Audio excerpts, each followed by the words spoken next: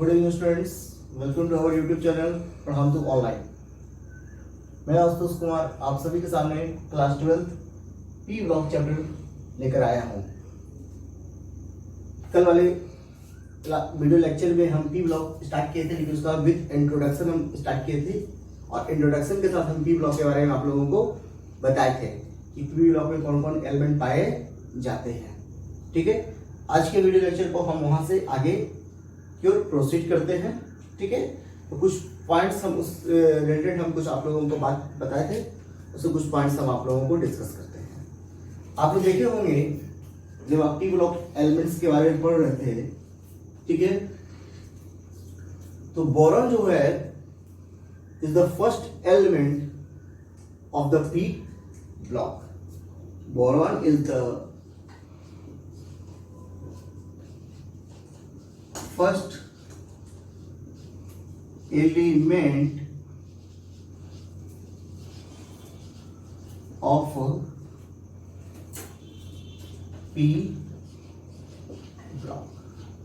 P block का सबसे पहला एलिमेंट का नाम क्या है? बोरॉन, जो कि ग्रुप 13 में रहता है। कहाँ रहता है? कौन से ग्रुप में रहता है? ग्रुप 13 में रहता है। क्लियर है? नेक्स्ट लास्ट क्लास हम चर्चा किए थे आपसे कि P block contain metal, non metal and metalloid. क्या क्या होता है? मेटल भी होता है, नॉन मेटल भी होता है और मेटालॉइड होता है। तो इस तरह से पी ब्लॉक एलिमेंट, यहां पे लिखिएगा कि पी ब्लॉक एलिमेंट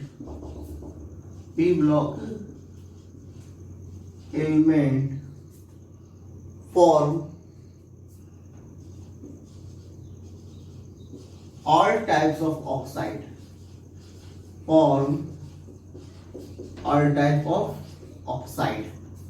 जितने भी ऑक्साइड का रहता है, सभी ऑक्साइड का फॉर्मेशन कौन करता है? आपका पी ब्लॉक। जैसे एस ब्लॉक के बारे में हम बोलेंगे कि एस ब्लॉक के जो एलिमेंट होते हैं ज्यादातर वो कैसे ऑक्साइड का फॉर्मेशन करते हैं? Basic oxide. ज्यादा क्या बोलेंगे? बेसिक ऑक्साइड का फॉर्मेशन ही करते हैं। ठीक है, डी ब्लॉक एलिमेंट की बात करेंगे तो वहां आपको एसिड भी मिलेगा, बेसिक मिलेगा, ऑक्साइड का मिलेगा। ठीक है, लेकिन पी ब्लॉक एलिमेंट में आपको कौन कौन सा ऑक्साइड मिलेगा? डी ब्लॉक में आपको एम्फोटेरिक ऑक्साइड भी कुछ एलिमेंट है जो डी ब्लॉक में वो एम्फोटेरिक ऑक्साइड में रहते हैं। ठीक है, लेकिन पी ब्लॉक में आपको ऑल टाइप्स ऑफ ऑक्साइड आपको मिलेंगे। ऑल टाइप ऑफ ऑक्साइड कौन कौन होता है उसको देखते हैं। 1 number acidic oxide, 2 number basic oxide,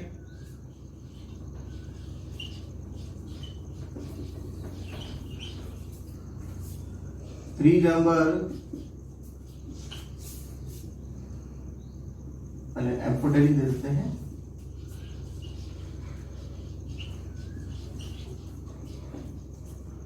and 4th number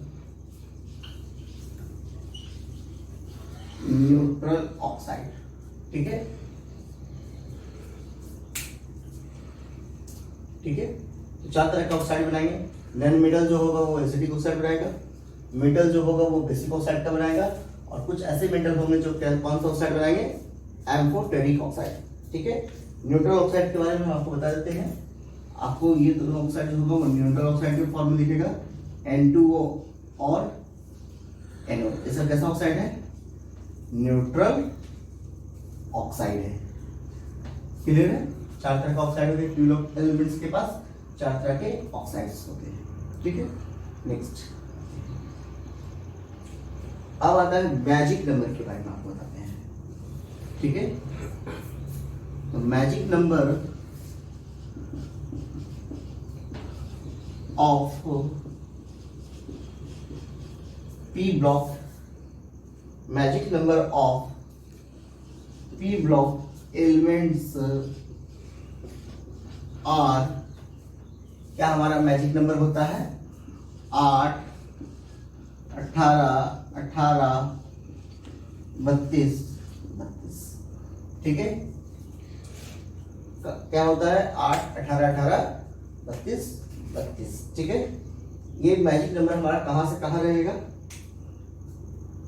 ये हमारा वैलिड है ग्रुप 13 से लेकर ग्रुप 17 तक रहेगा। कहां से कहां तक रहेगा, ग्रुप 13 से लेकर ग्रुप 17 तक रहेगा।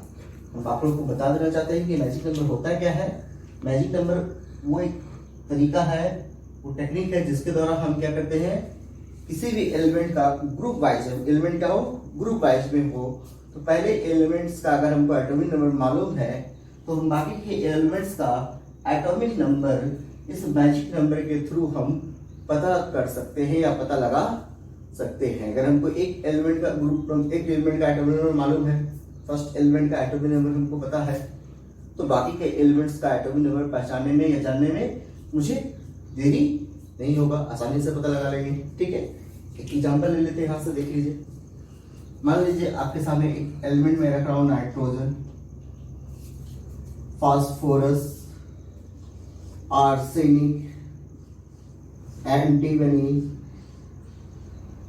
और बिस्मथ। हमने कहा था कि पहले एलिमेंट का एटॉमिक नंबर अगर मुझे मालूम है तो हम आराम से पता लगा सकते। तो पहले एलिमेंट का एटॉमिक नंबर कितना हो गया, 7। ठीक है, इस 7 वाले एटॉमिक नंबर में बेटा कितना जोड़ना है, 8। तो कितना है तुमको मिलेगा 15। ठीक है, इस 15 में कितना जोड़ना है, 18। कितना आएगा 33। और इस 33 में कितना जोड़ना है 18, तो कितना होगा 8, 3, 11, 3, 1, 4, 1, 5, 51। और उसमें फिर हम 32 जोड़ेंगे तो 83, 83, 2, 1, 3 और 5, 3, 8, 83 हो गया यहाँ तक। तो इस तरह से हम सभी का एटॉमिक नंबर हम इस मैजिक नंबर से पता कर लिए। ठीक है, इसी तरह से पी ब्लॉक के किसी भी ग्रुप का आप एटॉमिक नंबर पता कर सकते हैं by the help of magic number. Clear है, इसे हम साफ करते हैं। ग्रुप 18 का मैजिक नंबर में इस पूरे संख्या में इसके पहले 8 के पहले एक और 8 हमको सिर्फ लगा देना है, तो हो जाएगा ग्रुप 0 ग्रुप का जो मैजिक नंबर होगा वो 8, 8, 18, 18, 32, 32, यानी सभी वहां पे जोड़ा के रूप में रहेंगे, पेयर के रूप में रहेगा। 8 भी पेयर में रहेगा, 18 भी पेयर में रहेगा और 32 भी पेयर में रहेगा। ठीक है, तो हम लिखते हैं उसके बारे में। मैजिक पहले साफ कर देते हैं, आया कि नहीं आया समझ में। तो पी ब्लॉक का सबसे पहला नंबर हो गया boron, metal and metal metalloid, 4 तरह का ऑक्साइड, एसिडिक, बेसिक, एम्फोटेरिक और न्यूट्रल मैजिक नंबर। चलिए आगे बढ़ते हैं।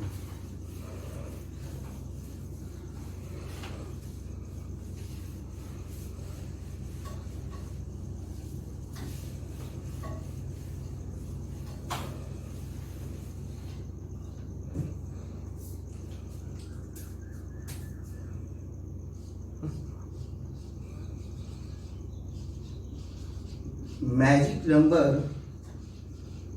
ऑफ 0 ग्रुप एज 8, 8 बोले थे, पेयर में रखना है 80, 80, 32 और 32। इस तरह से हम देख सकते हैं नोबल गैस हमारे पास, यानी 0 ग्रुप के जो एलिमेंट होते हैं वो हमारे पास हीलियम है, उसका नियॉन है, आर्गन है, क्रिप्टन है, जेनन है और रेडॉन है। इस तरह से हमारे पास 6 एलिमेंट है। ठीक है, एक और एलिमेंट इसके बाद आया, उसका नाम है अन ऑक्टियम, अन ऑक्टियम। ठीक है, और हम सभी एलिमेंट्स का एटॉमिक नंबर जो है इसके माध्यम से हम पता कर लेंगे। अगर हमको हीलियम का एटॉमिक नंबर मालूम हो तो हीलियम का एटॉमिक नंबर 2 होता है। ठीक है, तो 2 में 8 जोड़ोगे तो आएगा 10, और नियॉन का एटॉमिक नंबर भी 10 होता है, उसमें फिर बेटा 8 जोड़ना तो कितना हो जाएगा 18। उसके बाद फिर 18 में 18 जोड़ोगे तो कितना आ जाएगा 36। फिर उसमें 18 जोड़ोगे तो कितना हो जाएगा 54। ठीक है, और फिर 32 जोड़ना तो कितना हो जाएगा 86। 4 2 6 5 3 8। इसमें फिर 6 2 8 8 3 11 हो गया 118। 32 जुड़े तो 118 आ गया। इस तरह से हम जीरो ग्रुप का मैजिक नंबर के मदद से हम जीरो ग्रुप के सभी एलिमेंट्स का एटॉमिक नंबर पता कर लेंगे। ठीक है, आगे बढ़ते हैं। यदि किसी भाई बंधु को कोई दिक्कत कोई समस्या, magic number of zero group के जो माध्यम से हम सभी एलिमेंट्स का हम एटॉमिक नंबर पता कर लिए। ठीक है, आगे बढ़ते हैं।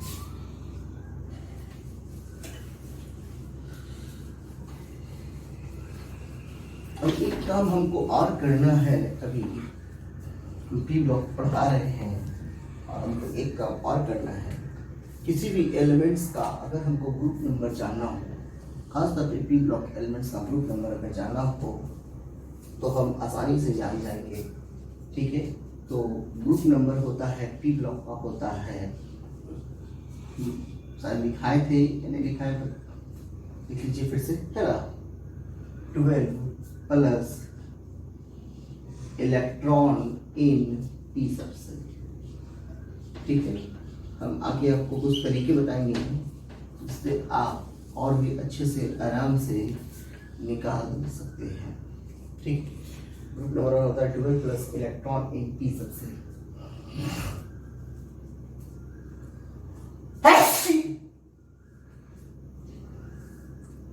ठीक है, आखिर वो थोड़ा सा फुल चल रहा है, लॉकडाउन का समय है, थोड़ा सा समझ रहे हैं कि सर्दी खांसी वगैरह होते रहता है। मौसम भी थोड़ा पटना का पता ही आपको कैसा है, इसके लिए हो जाता है number of electron in P सबसे। ठीक है, तो इस पर हम एक एग्जाम्पल ले लेते हैं ब्रोमीन का। हम पता करते हैं कि ब्रोमीन कौन से ग्रुप में, ब्रोमीन कौन से ग्रुप में है। बेटा इसका सबसे पहले हम इसका इलेक्ट्रॉनिक कॉन्फ़िगरेशन लिखेंगे। ठीक है, तो 1s2 2s2 2p6 3s2 3p6 4s2 3d10 और 4p कितना हो गया 30 5 35। हम आसानी पूर्वक हम कभी कभी क्या करते हैं कि D10 को पेरे में रख देते हैं और 4s2 4p5 को साथ में भी रख सकते हैं।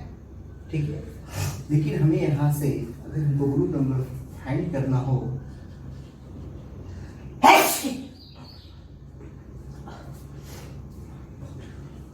तो ग्रुप नंबर निकालना हो तो क्या करेंगे बेटा 12 और plus number of electron in P सबसे। तो देखो यहाँ पे पी में कितना इलेक्ट्रॉन है 5 इक्वल टू कितना हो गया ये 17, निकल जाएगा आराम से। इसी तरह से हमें कोई एलिमेंट और दिया आर्सेनिक, कहा गया इसका कौन से ग्रुप में है, तो कुछ नहीं करना है, यहाँ से 1s2 2s2 2p6 3s2 3p6 4s2 3d10 और 4p3 तो 12 और प्लस p में कितना इलेक्ट्रॉन है 3 इक्वल टू कितना हो गया 15। इस तरह से निकल जाएगा।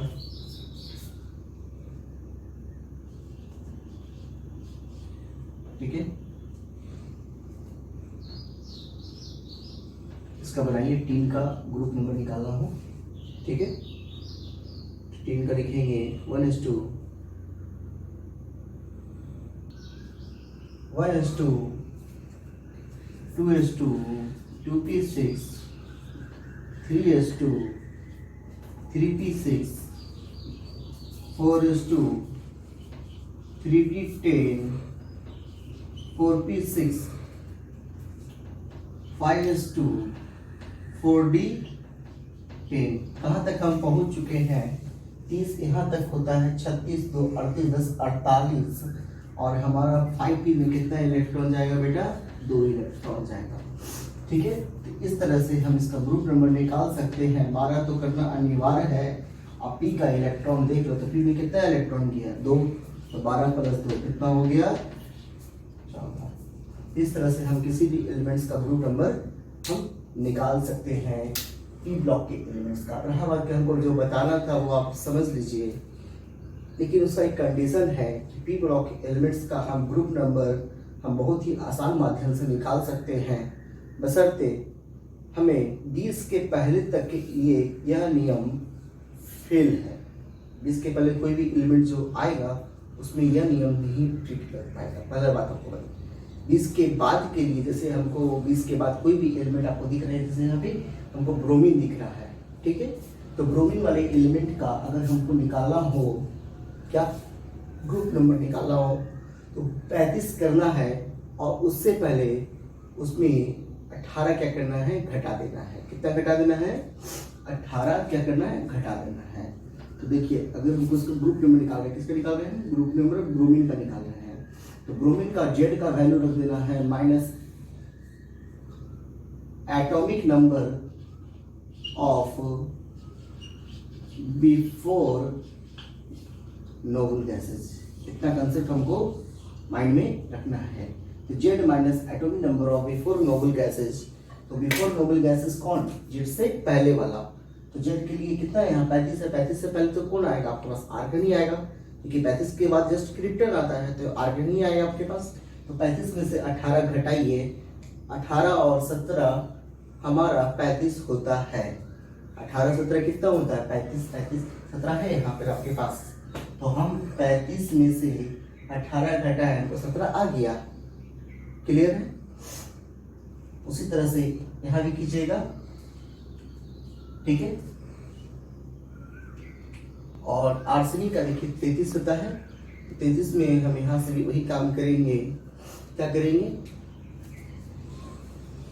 यहाँ पे हम 33 रखेंगे और यहाँ पे हम क्या करेंगे? 33 और यहाँ पे 18 घटाएंगे तो 18 15 यहाँ भी 33 होता है। यहाँ मेरे पास 15 है, ठीक है, क्लियर है। अब देखिए यहाँ 50 है। इससे पहले हमारा नोबल गैस कौन आता है? क्रिप्टन आता है। तो बेटा 50 में तुमको 36 घटाना है। 36 और 14 हम 50 बोलते हैं। 36 और 40 10 50, 40 तुमको दिख रहा है यहाँ पर। इस तरह से हम किसी एलिमेंट का ग्रुप नंबर निकाल सकते हैं without right the electronic configuration. बिना इलेक्ट्रॉनिक कॉन्फ़िगरेशन लिखे हुए हम किसी का भी निकाल सकते हैं। अब थोड़ा सा आगे की ओर बढ़ते हैं। कुछ ऐसे एलिमेंट्स आपको दिखेंगे जो बहुत आगे, जैसे हमको बिस्मथ का निकालना हो, ठीक है, कितना होता है बिस्मथ का एटॉमिक नंबर? अभी बताया था आप लोगों को 51 और 32 83 होता है। तो आपको काफी ज्यादा एलिमेंट का एटॉमिक नंबर है, काफी बड़ा एटॉमिक नंबर है। उसमें कुछ नहीं करना, उसके नियरेस्ट नोबल गैस में 14 जोड़ देना। बिकॉज लेंथ एंड राइट्स को ध्यान में रखते हुए हम क्या करना?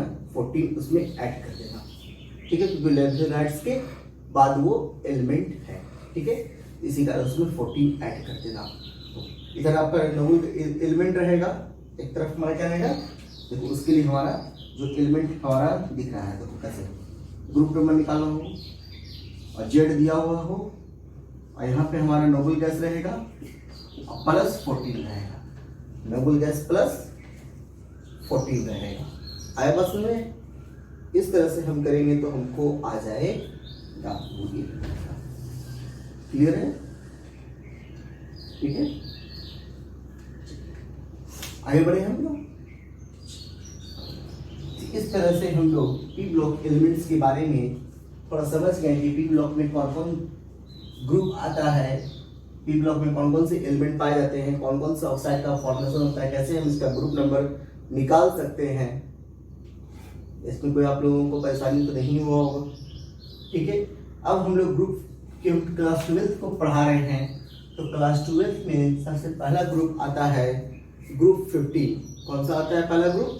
ग्रुप 15। तो हेडिंग आप लोग देंगे ग्रुप 15।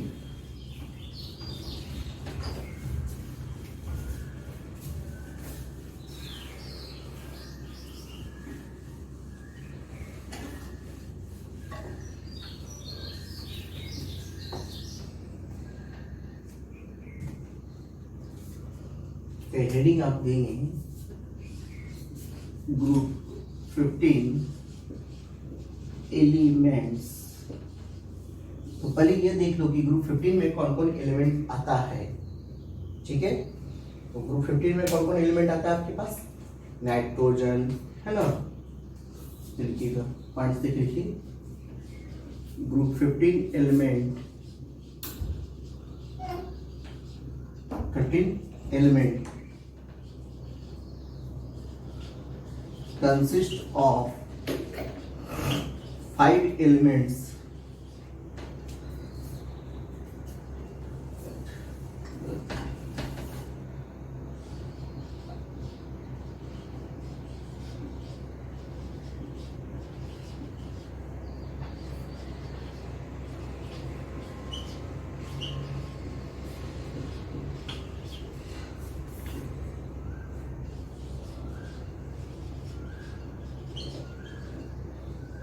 कौन कौन एलिमेंट है? 5 element, nitrogen, phosphorus, arsenic, antimony और बिस्मथ। इसके याद करने का हम आप लोगों को कोड वर्ड भी दिए थे कि नाई पर असीम साहब बिगड़े, नाई पर असीम साहब बिगड़े।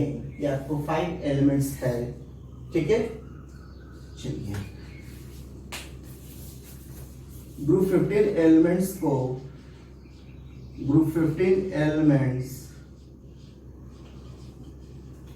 is known as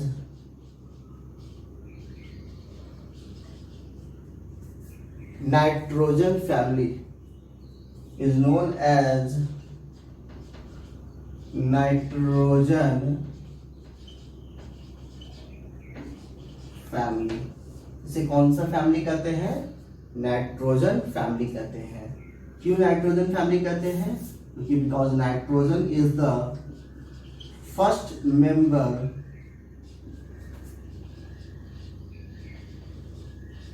of this group, of this.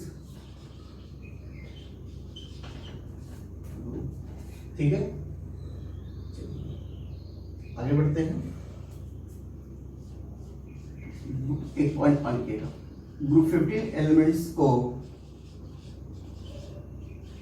देखिए, हर एलिमेंट्स का कुछ न कुछ क्या होता है? निक नेम होता है। तो ग्रुप 15 एलिमेंट्स को निकोजेन कहते हैं। जैसे ग्रुप 16 के एलिमेंट को चाल्कोजेन कहते हैं, ग्रुप 17 के एलिमेंट को हैलोजन कहते हैं, ग्रुप 1 के एलिमेंट को अल्कली मेटल कहते हैं, ग्रुप 2 के एलिमेंट को अल्कलाइन अर्थ मेटल कहते हैं।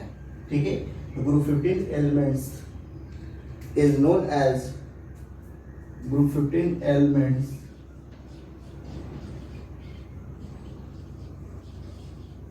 is known as nicogen।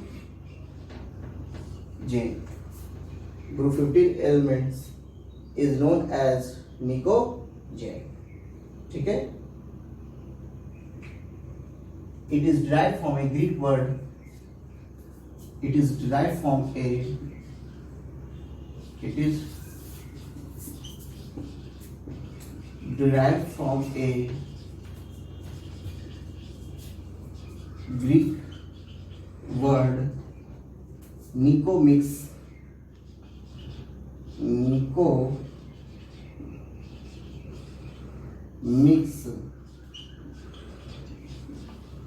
which means suffocation, which means suffocation। इसका मतलब क्या होता है? suffocation होता है। ठीक है,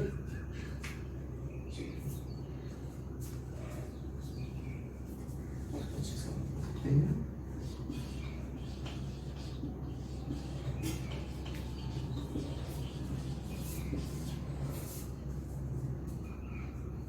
ठीक है।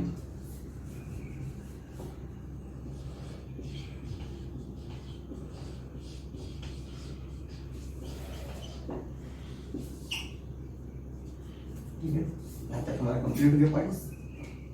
पढ़ते हैं, इसको यहाँ से क्लियर कर देते हैं। स्टडी देते हैं अक्रेंस, आप हेडिंग देंगे अक्रेंस। ठीक है, यहां तक क्लियर है कि ग्रुप 15 एलिमेंट्स में कौन कौन एलिमेंट आते हैं?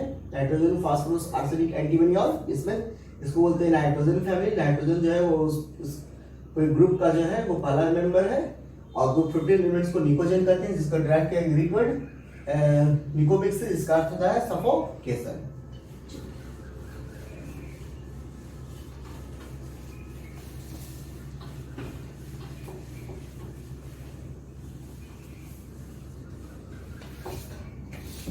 नेक्स्ट है अक्रेंस। क्या है आपका? Occurrences.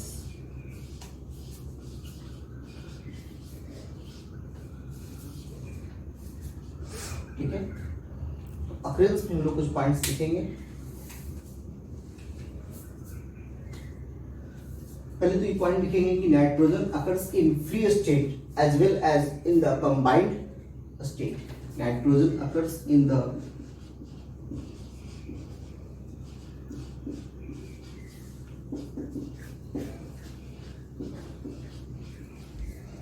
free state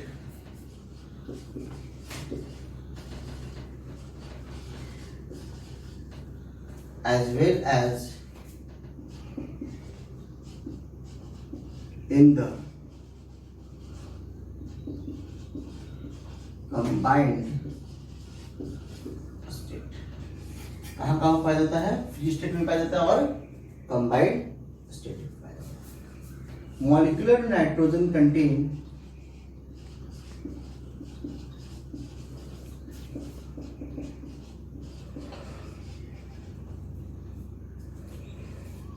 molecular nitrogen contain 78% by volume of the atmosphere, by volume of the atmosphere।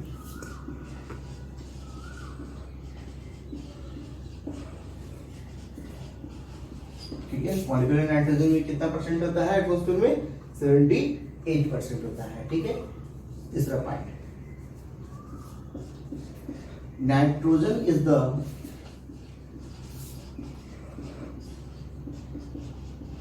Third most abundant elements. Nitrogen is the third most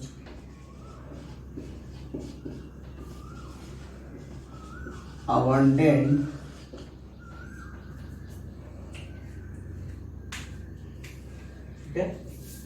elements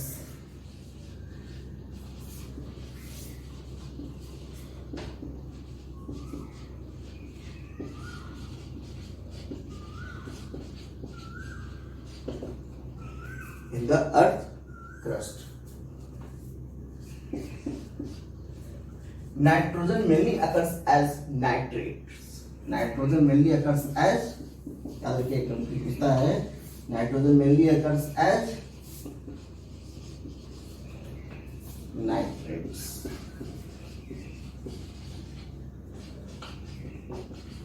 nitrate में कौन कौन नाइट्रेट होता है जानते होंगे आप लोग। एक नाइट्रेट होता है हमारा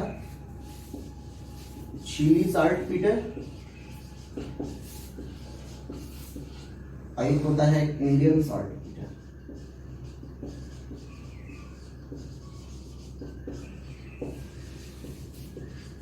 इसका फॉर्मूला होता है NaNO3 और इसका होता है KNO3। चिली साल्ट पीटर का फॉर्मूला क्या होता है? NaNO3, और इंडियन साल्ट पीटर का फॉर्मूला क्या होता है? KNO3। इस तरह से हमारा 3-4 पॉइंट्स यहाँ से हो गया। किसके बारे में? नाइट्रोजन के बारे में। नाइट्रोजन कहाँ कहाँ होता है? फ्री स्टेट और कंबाइंड स्टेट में 78% by volume of the atmosphere. Third most abundant elements mainly occurs as nitrates. ठीक है,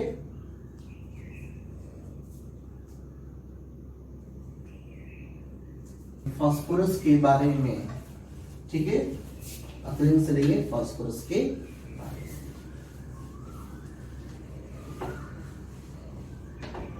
तो अब थोड़ा शॉर्ट में चलते देखिए, क्या कि सिलेबस भी बहुत बड़ा है। ठीक है, पॉइंट्स को अगर करके लिखाएंगे तो काफी ज्यादा टाइम लगेगा, लेकिन लिखाना भी हमारे लिए जरूरी ही है। ठीक है, तो याद रखना फास्फोरस के बारे में हम 2-3 बात आपको यहाँ पे लिखा रहे हैं।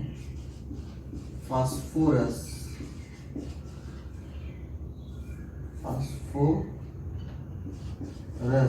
जो एक एलिमेंट है, पहला बात ये हाईली रिएक्टिव है। ये क्या होता है? हाईली रिएक्टिव है। ये दूसरा बात कि ये not exist in free state, not exist in free state. ठीक है। तीसरी बात है 11 most abundant elements in the earth crust. पहला बात कि हाईली रिएक्टिव होता है, दूसरा फ्री स्टेट में नहीं पाया जाता है, तीसरा क्या होता है कि 11 मोस्ट अबंडेंट एलिमेंट्स है इन द अर्थ क्रस्ट। ठीक है। चौथा बात यहाँ से लिखेंगे कि nitrogen mainly occurs as minerals of याद रखना एपेटाइट फैमिली, एपेटाइट फैमिली इस लोगों में एग्जिस्ट करता है, एपेटाइट फैमिली में। ठीक है। हम दिखा रहे हैं, याद रखिएगा, पूछता है कभी में फ्लोर एपेटाइट, फ्लोर एपेटाइट क्या फॉर्मूला होगा? 3 molecules of calcium phosphate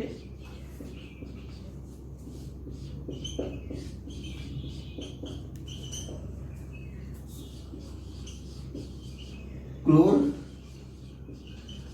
apatite. Same यहां रहेगा,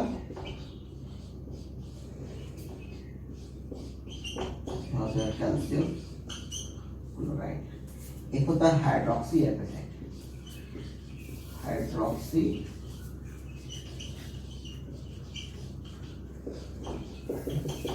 एपेटाइट। ये भी होता है 3 molecules of calcium phosphate into calcium hydroxide. देखिए फ्लोर कहेगा तो फ्लोरीन लगा देंगे, क्लोर कहेगा तो कैल्शियम क्लोराइड बना देंगे, हाइड्रोक्सी कहेगा तो कैल्शियम हाइड्रोक्साइड बना देंगे। बाकी तीनों में तो देखिए आपको क्या है? कैल्शियम फॉस्फेट का 3 मॉलिक्यूल्स है। फॉर्मूला क्या याद रहेगा आपको? क्लोरोपेटाइट और hydroxy apatite. Highly reactive, not exist in free state, 11 most abundant element in the earth crust. ठीक है, चलते हैं।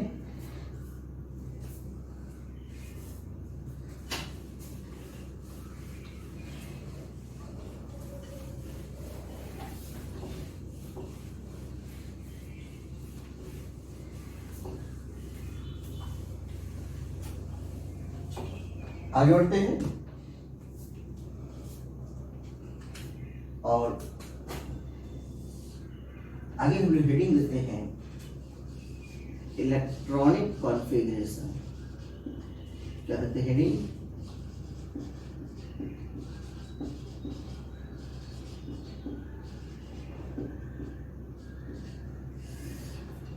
Electronic configuration. ठीक है। इलेक्ट्रॉनिक कॉन्फ़िगरेशन हम लिखेंगे इसका ग्रुप 15 एलिमेंट्स का। इधर हम लोग एलिमेंट देते हैं, यहाँ पे कॉलम रखते हैं एलिमेंट्स का,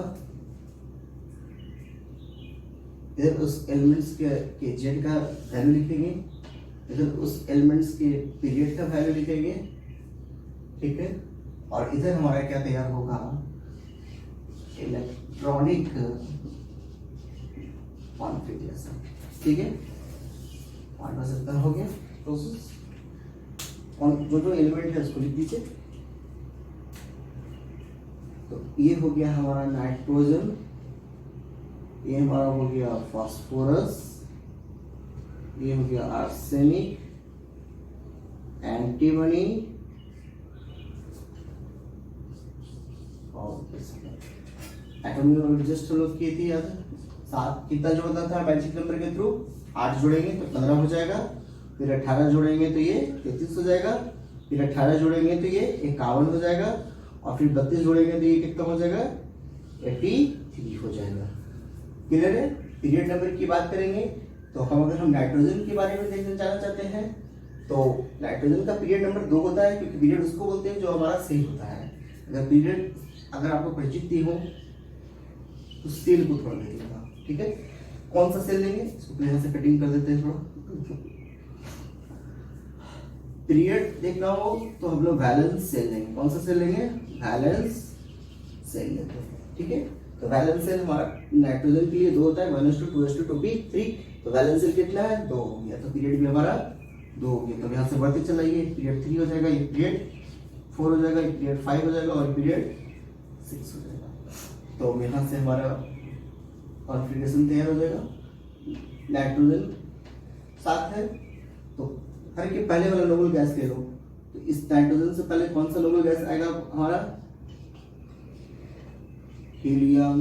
इससे पहले कौन सा नोबल गैस आएगा, इसको पेन चेंज कर देते हैं थोड़ा, तुम लोग को अट्रैक्टिव लगना चाहिए, ठीक है। यहाँ पे कर देते हैं बहुत अच्छे से। यहाँ पे हमारा कौन सा नोबल गैस आएगा भैया, हीलियम। यहाँ कौन सा नोबल गैस आएगा, नाइट फास्फोरस से पहले आर्गन। यहाँ कौन सा आएगा, क्रिप्टन। यहाँ कौन सा आएगा, जेनोन। ये सभी हमारा क्या है, नोबल गैस है, ठीक है। अपना लेंगे आराम से। हम आप लोगों को कल बताए थे, अगर नहीं बताया है तो फिर याद रखिएगा। कॉन्फ़िगरेशन क्या होता है, नाइट्रोजन का जनरल आउटरमोस्ट कॉन्फ़िगरेशन क्या बताए थे आप लोगों को, नहीं याद है तो अलग बात है। क्या लिखा थे, NH2NP3 लिखे थे। क्या लिखे थे हम लोग, NH2NP3, क्लियर है। अब थोड़ा यहाँ पे कॉन्फ़िगरेशन भी लिख लो। देखो हीलियम हो जाएगा, हीलियम को स्क्वायर ब्रैकेट कर दो। इस n के जगह पे कितना वैल्यू रखोगे, 2 रखोगे। तो 2s2 और 2p3 हो गया। चलो फास्फोरस की जगह पे तुम यहाँ पे क्या रखोगे, नियॉन को रखोगे। तो नियॉन यहाँ लिख दो और 2 के जगह पे क्या यहाँ रखोगे, 3। तो हो गया 3s2 और 3p3। देखो हो गया तुम्हारा 10 2 12 3 15, ठीक है। अरे भैया इसका 2 होता है ना, तुम लोग सब कुछ नहीं जानता है क्या।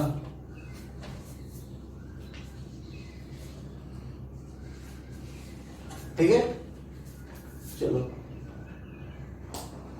ठीक है। थोड़ा हम लोग इसको थोड़ा देखते हैं। आर्सेनिक का होता है 33 4, नियॉन का हो गया आर्गन 18, ठीक है। और यहाँ हो गया हमारे पास 4s2 4p3, ठीक है। क्रिप्टन हो गया यहाँ तक, आर्गन हो गया। आर्गन का क्या आएगा भाई, हमारे क्रिप्टन आएगा, है ना। सबको गिनते जाना, समझ गए ना। 4 का क्या आएगा भाई, 5s2 और 5p3। थोड़ा इसमें हमें शंका है कि 5s के बाद देखो यहाँ पे 18 और ये 2 20 हुआ ना भाई। अब यहाँ पे हमारे पास प्रॉब्लम क्रिएट कर दिया तुम लोग ने, हम भी ध्यान नहीं दिए हैं। 20 और 10 30 का होता है, और 30 और 3 33 होगा। यहाँ से हमारा डी अवतार न ले लिया। डी का जन्म कहाँ होता है, डी का जन्म होता है थर्ड सेल से। जब हमारा एस सब सेल का वैल्यू कितना हो, 4 हो, तब 4 में से 1 घटाओगे 3 आ जाएगा। अब देखो 5 है, यहाँ पे हमारा डी अवतार हो गया 4d 10। तो अब देखो तो 36 36 2 38 2 8 10 48। अब पी में हम यहाँ रख देंगे 3, तो हो गया 51, हो गया। देखो यहाँ से 2 2 4 3 7 10 2 12 3 15 18 2 20 10 30 3 33 36 2 38 38 10 48 3 51 51 है। अब आते हैं क्रिप्टन के बाद जेनम के पास। यहाँ मेरा आ गया 6s2 और 6 से F का अवतार कब होगा, 4 सेल में। जब S का वैल्यू कितना हो, उससे 2 ज्यादा होना चाहिए। उससे क्या होना चाहिए, 2 ज्यादा होते, यानी 6s2 में होगा इसका अवतार। जन्म कब लेगा, 4 सेल में। 4f14 हो गया। अब 3D 4D तब कौन डी 5D और 6P क्या हो जाएगा भाई मेरे 3D।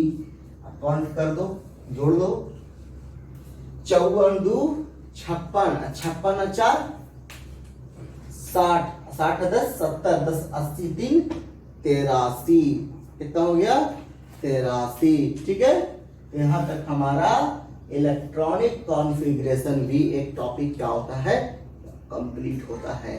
हम जनरल इंट्रोडक्शन पूरा कंप्लीट कर दिया।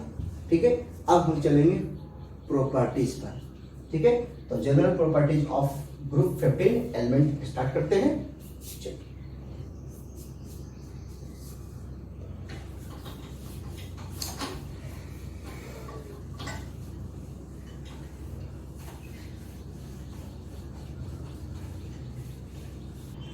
तो इंट्रो के बाद हम लोग चलेंगे general physical properties of group 15 elements. क्या चलेंगे general physical properties of group 15 elements. ठीक है, तो यहाँ पे हम हेडिंग लगाते हैं अब जनरल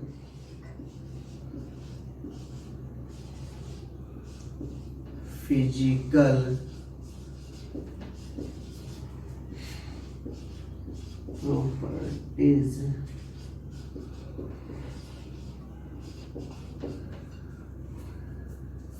of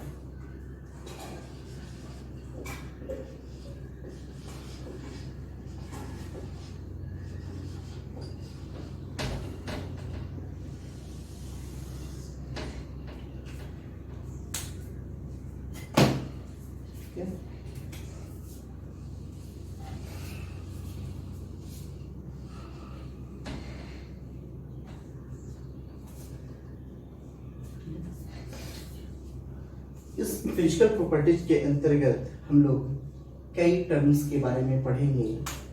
पीरियोडिक जो हम लोग पढ़ते थे, ट्रेंड्स के बारे में पढ़ते थे क्लास 11th में, जैसे atomic radii, ionisation energy, electron negativity, metallic character, non metallic character, है ना।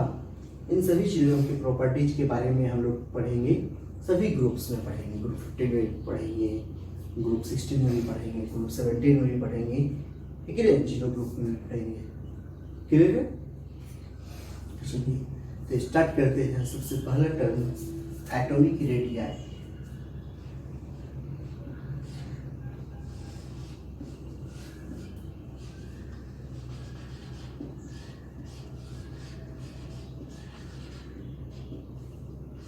एटॉमिक देखिए भाई, एक बात मैं आप लोगों को बता देना चाहता हूँ, जब हम किसी भी एलिमेंट्स में ऊपर से नीचे आते हैं, यानी टॉप टू बॉटम आते हैं, तो हमारे पास सेल्स के भी संख्या क्या होते हैं बढ़ती जाती है। सेल्स भी क्या होता है, नंबर ऑफ सेल्स भी क्या होता है इंक्रीज करते जाता है। और जैसे जैसे आपका नंबर ऑफ सेल्स इंक्रीज करेगा तो प्रत्येक एटम का जो रेडियस भी क्या होगा बढ़ते चला जाएगा। क्लियर है?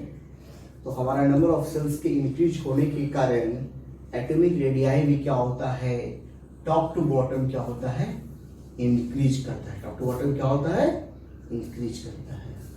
यानी हम नाइट्रोजन से लेकर nitrogen, phosphorus, arsenic, antimony, bismuth में ऊपर से नीचे आएंगे तो एटॉमिक रेडियस क्या होगा बढ़ेगा। एटॉमिक रेडियस क्या होगा बढ़ेगा। एटॉमिक रेडियस क्यों बढ़ता है, तो नंबर ऑफ सेल भी क्या होता है ऊपर से नीचे आने पर नंबर ऑफ सेल्स भी क्या होता है बढ़ता है, इंक्रीजेस हो जाता है। एटॉमिक रेडियस भी क्या होगा इंक्रीजेस होगा, क्योंकि नंबर ऑफ सेल्स भी क्या होता है इंक्रीजेस होता है। ठीक है, यहाँ पर हम एक नए टर्म के बारे में थोड़ा जिक्र करेंगे आप लोगों से।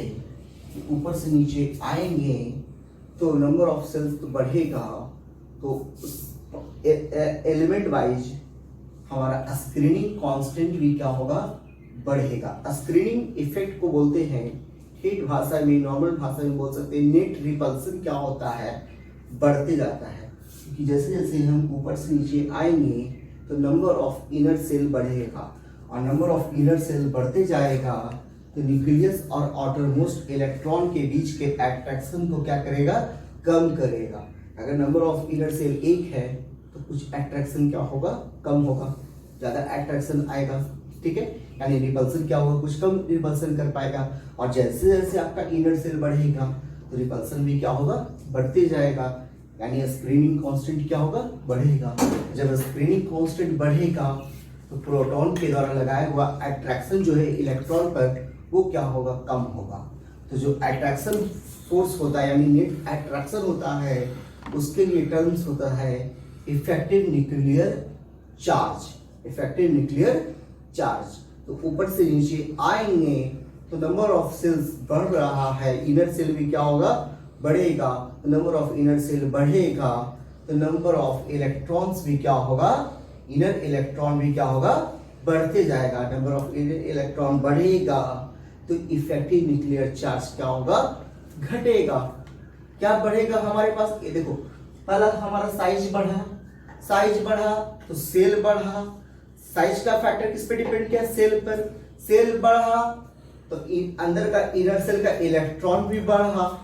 अंदर का इनर सेल का इलेक्ट्रॉन बढ़ा तो स्क्रीनिंग इफेक्ट बढ़ा। स्क्रीनिंग इफेक्ट बढ़ा तो नेट रिपल्सन बढ़ा। नेट रिपल्सन बढ़ा तो नेट अट्रैक्शन क्या हुआ, कम हुआ। नेट अट्रैक्शन क्या होगा, हमारा कम होगा। तो ऊपर से नीचे आएंगे तो इफेक्टिव न्यूक्लियर चार्ज क्या होगा, घटेगा या बढ़ेगा। तो ऊपर से नीचे आओगे तो तुम्हारे पास सेल बढ़ रहा है, सेल बढ़ रहा है तो इलेक्ट्रॉन तुम्हारे पास बढ़ रहा है, नेट अट्रैक्शन क्या होगा, हमारा कम होगा। तो ऊपर से नीचे आ रहे हैं तो इफेक्टिव न्यूक्लियर चार्ज क्या हो रहा है। इफेक्टिव न्यूक्लियर चार्ज के लिए हम उसको बोलते हैं शॉर्ट फॉर्म में जेड इफेक्टिव, यानी ऊपर से नीचे आएंगे तो जेड इफेक्टिव क्या होगा, डिक्रीज करेगा। हम यहां पे ब्रैकेट करके लिख देते हैं ड्यू टू इंक्रीज इन क्या है, due to increase in screening effect. Screening effect के कारण क्या हो रहा है, जेड इफेक्टिव क्या हो रहा है, घट रहा है। ये कहां पे कंपेरिजन किया मैंने, नाइट्रोजन से लेके बिस्मथ तक। एक वैल्यू है नाइट्रोजन का रेडियस जो होता है वो 74 पिकोमीटर होता है। नाइट्रोजन का रेडियस कितना होता है, 74 पिकोमीटर होता है। फास्फोरस का होता है 110, ठीक है। आर्सेनिक का होता है 121 पिकोमीटर। एंटीमनी का होता है 141 पिकोमीटर और 148 पिकोमीटर होता है। कुछ बुक में 152 में दिया हुआ है, ठीक है। तो आपको हम जो एप्रोप्रिएट बुक से ही आप लोगों को हम आंसर दिए हुए हैं, पिकोमीटर हम दिए हैं, ठीक है, क्लियर है। तो यहां तक हमारा हो गया। एटॉमिक रेडिया हम आप लोगों को बता दें। अब एक बात और, एटॉमिक रेडिया अगर हम बात करेंगे कार्बन और नाइट्रोजन की बात करेंगे तो इन दोनों में किसका रेडियस ज्यादा होगा, कार्बन और नाइट्रोजन में किसका रेडियस ज्यादा होगा। तो वहां पे नाइट्रोजन का जो रेडियस होगा वो क्या होगा, हमारा कम होगा। ग्रुप में हमारा क्या होता है, एटॉमिक रेडियाई इंक्रीज करता है, जबकि पीरियड में एटॉमिक रेडियाई डिक्रीज करता है। पीरियड में एटॉमिक रेडियाई क्या होता है, डिक्रीज करता है, क्योंकि पीरियड में इधर से इधर जाने पर न्यूक्लियर चार्ज यानी न्यूक्लियर चार्ज क्या होता है, बढ़ता है। और जैसे जैसे न्यूक्लियर चार्ज बढ़ेगा थोड़ा अट्रैक्शन को क्या करेगा, कम करेगा, है ना, ठीक है। वो न्यूक्लियर चार्ज बढ़ रहा है, साइज क्या होगा, वो धीरे धीरे छोटा होती जाएगा, ठीक है। तो यहाँ पे हमारा नाइट्रोजन का साइज क्या होगा, छोटा होगा। कार्बन का साइज क्या होगा, इधर से इधर जाएंगे, पीरियड में जाएंगे तो न्यूक्लियर चार्ज हमारा बढ़ेगा। न्यूक्लियर चार्ज बढ़ेगा तो अट्रैक्टिव फोर्स भी क्या होगा, बढ़ेगा, यानी इलेक्ट्रॉन को ज्यादा अट्रैक्ट करेगा। जब इलेक्ट्रॉन को ज्यादा अट्रैक्ट करेगा इलेक्ट्रॉन खींचेगा, जब इलेक्ट्रॉन को खींचना शुरू कर देगा तो साइज क्या होगा मेरे भाई, छोटा होते जाएगा। साइज क्या होगा, छोटा होगा।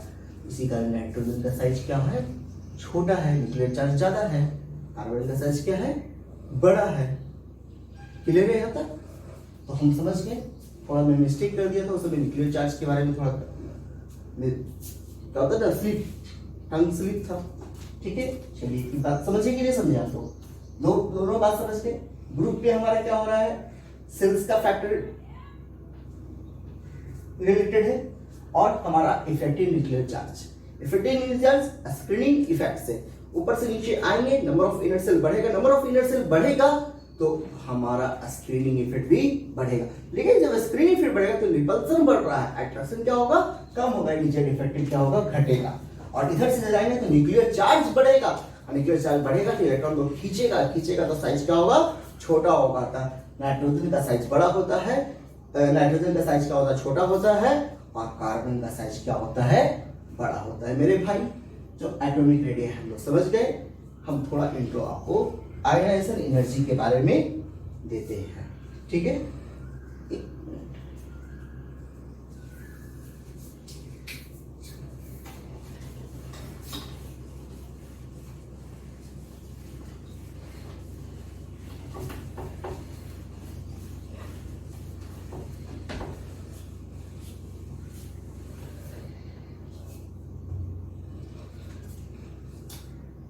सेकेंड फैक्टर है हमारे पास आयोनाइजेशन एनर्जी। आयोनाइजेशन एनर्जी, पहले तो यह समझना ज्यादा जरूरी है कि आयोनाइजेशन एनर्जी होता क्या है।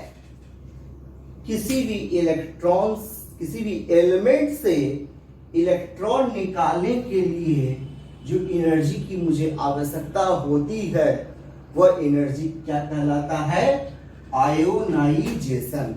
इलेक्ट्रॉन निकालोगे तो वो आयोनाइज्ड फॉर्म में आ जाएगा, आयन के फॉर्म में आएगा कि नहीं आएगा, तो आयन के फॉर्म में आएगा। जब आयन के फॉर्म में आएगा तो इलेक्ट्रॉन को हटाओगे तो उसी से बना आयोनाइज, वो आयोनाइज्ड हो गया और उसके लिए जो एनर्जी लगा वो एनर्जी कहला गया आयोनाइजेशन एनर्जी।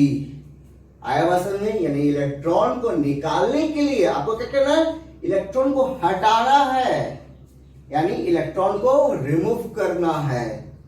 ठीक है, तो इलेक्ट्रॉन को हटाने के लिए जो एनर्जी चाहिए वो एनर्जी क्या कहलाता है, आयोनाइजेशन एनर्जी कहलाता है। अब मुझे ये बताइए आप सभी विद्यार्थी कि नाइट्रोजन की आयनाइजेशन एनर्जी ज्यादा होगा कि आर्सेनिक का आयनाइजेशन एनर्जी ज्यादा होगा। अगर हम बात कर रहे हैं nitrogen, phosphorus, arsenic, antimony, clear? Nitrogen, phosphorus, arsenic, antimony और बिस्मथ, इन पांच में किसकी आयनाइजेशन एनर्जी ज्यादा होगी? मैं एक बात बता रहा हूं यहां पर समझिएगा। आयनाइजेशन एनर्जी जो होता है वो इनवर्सली प्रोपोर्शनल होता है एटॉमिक साइज का। जिसकी एटॉमिक साइज कम यानी छोटा, उसकी आयनाइजेशन एनर्जी सबसे ज्यादा। क्या करेंगे, याद रखना, ionisation energy inversely proportional to atomic size. जब साइज बहुत ही छोटा होगा तो उसकी आयनाइजेशन एनर्जी क्या होगी, सबसे ज्यादा होगी। अतः हम यह कह सकते हैं कि ऊपर से नीचे आएंगे तो आयनाइजेशन एनर्जी क्या होगा, हमारा घटेगा, ज्यादा से कम।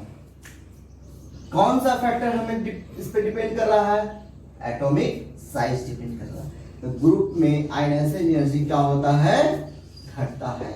और एक बात तो जानते होंगे कि बिस्मथ कैसा होता है मेरे भाई, मेटल होता है। और एक बात याद रख लेना, मेटल का आयनाइजेशन एनर्जी हमेशा क्या होता है, कम होता है। क्योंकि इलेक्ट्रॉन तो जल्दी रिमूव करना है तो मेटल हमेशा इजीली इलेक्ट्रॉन रिमूव करता है। ठीक है, इसी कारण यहाँ पर हम बिस्मथ का आयनाइजेशन एनर्जी कम है, सभी क्या है, मेटल है, ठीक है। मेटालिक कैरेक्टर है, फिर हमसे वो पूछेगा कि मेटालिक कैरेक्टर का ऑर्डर बताइए, तो हमें बोलेंगे कि मेटालिक कैरेक्टर ऊपर से नीचे आ रहा है, क्या हो रहा है, बढ़ रहा है। मेटालिक कैरेक्टर क्या है, बढ़ रहा है। नॉन मेटालिक क्या हो रहा है, घट रहा है। Low ionisation energy, more metallic character. High ionisation energy, high non metallic character. आ रहा है बात समझ में कि नहीं आ रहा है? आयनाइजेशन एनर्जी ज्यादा तो नॉन मेटालिक कैरेक्टर भी ज्यादा, आयनाइजेशन एनर्जी कम तो मेटालिक कैरेक्टर भी, क्लियर है? चलिए, मेटालिक कैरेक्टर ज्यादा, आयनाइजेशन एनर्जी कम, मेटालिक कैरेक्टर ज्यादा। ये हुआ यहां तक, ग्रुप तक। हम थोड़ा आप लोग को पीरियड के बारे में बता देते हैं कि पीरियड में आयनाइजेशन एनर्जी क्या होता है।